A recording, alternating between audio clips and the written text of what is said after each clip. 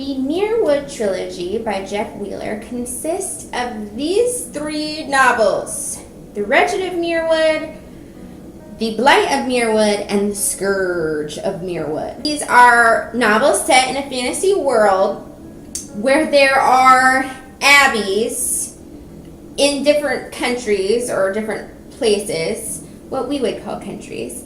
And these abbeys are places of study as well as places of worship, and also you can train in different skills there. The wealthier people or the people that have family will be allowed to study reading and writing and be able to engrave and all those things.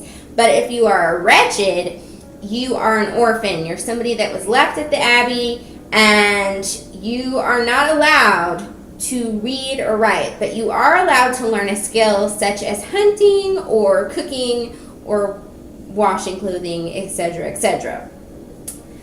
Leah, our main character, is a wretched, and she has sort of unusual gifts because in this story, the omniscient power gives you certain gifts, and most wretcheds aren't very strong at this, but she is very strong, and so she wants to know who she is, not only because she would love to learn to read and write, but also because she wants to know where all this is coming from.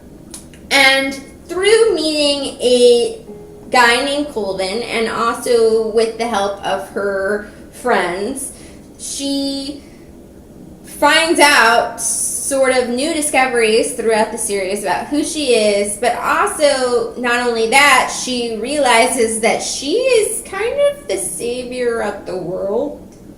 I did my best on a summary for this because there's a lot of elements in these books, but if you still want to know more about them, I'm going to leave all these links to Goodreads for the summaries in the description so that you can learn more.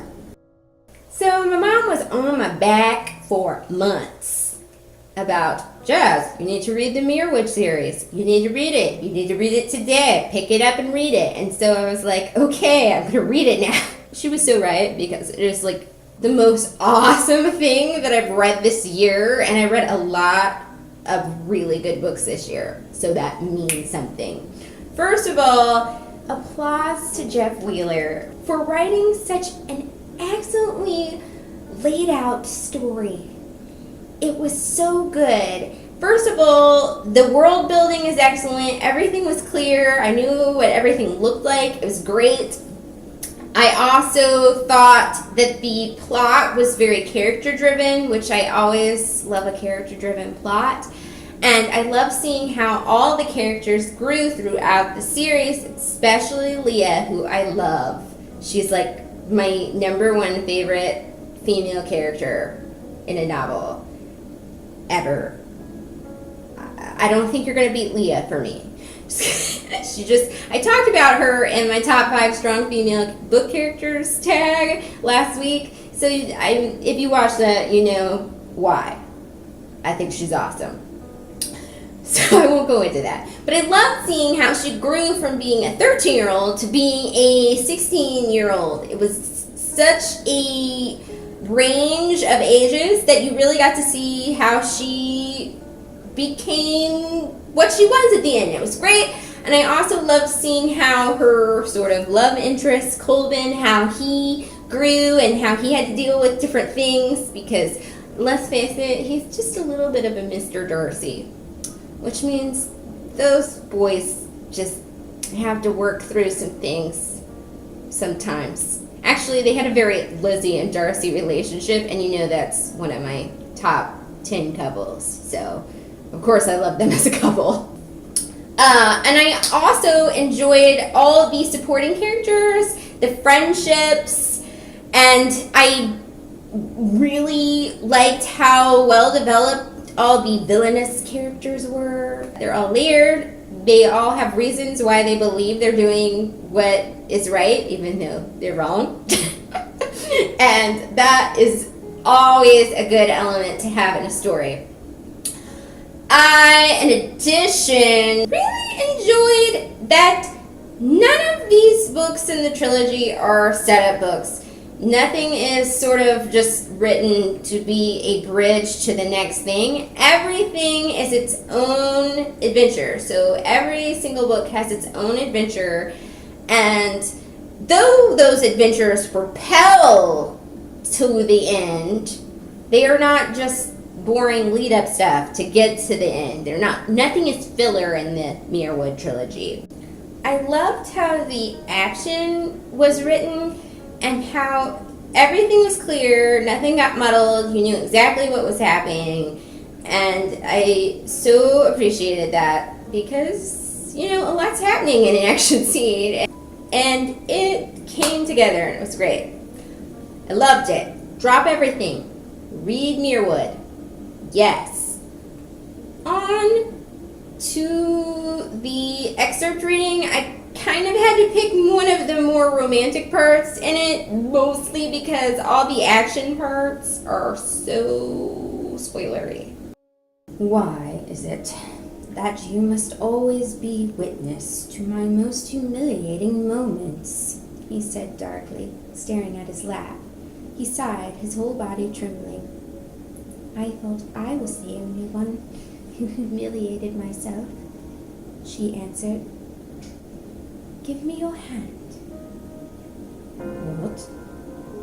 You are freezing. Give me your hand. I know, it is cold. We should get going. Colvin, you are being ridiculous.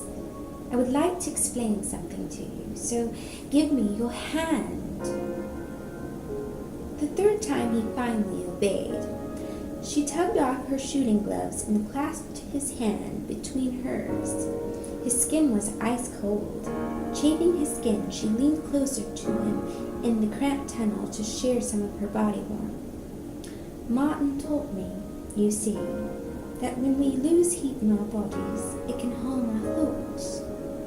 Did you know that? If you are lost and wet and cold, it makes it difficult to think.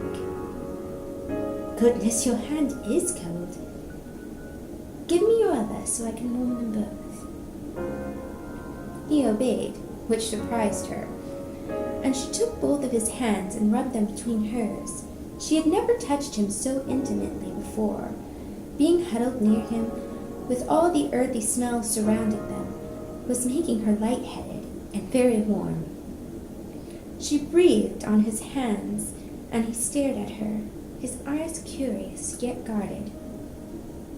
As she chafed his hands, his expression slowly changed. The expression was grateful that she was not mocking his weakness, but seeking to comfort him. The tender look made her swallow.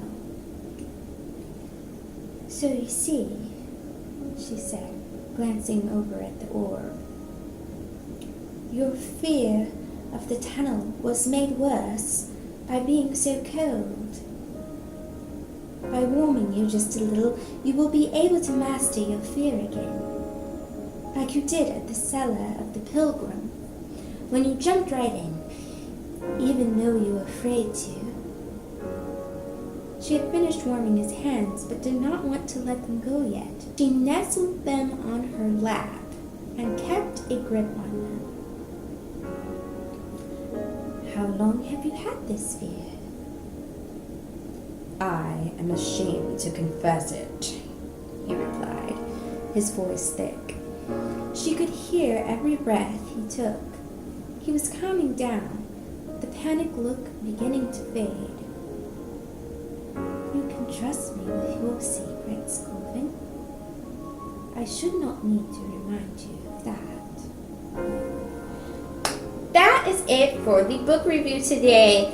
I hope that you guys will try out these books. I have, of course, made a playlist for these novels, and I will leave the link on the screen as well as in the description for you guys if you want to listen to that while you're reading this awesome series of books. And I will see you next week. Thank you for watching. Bye!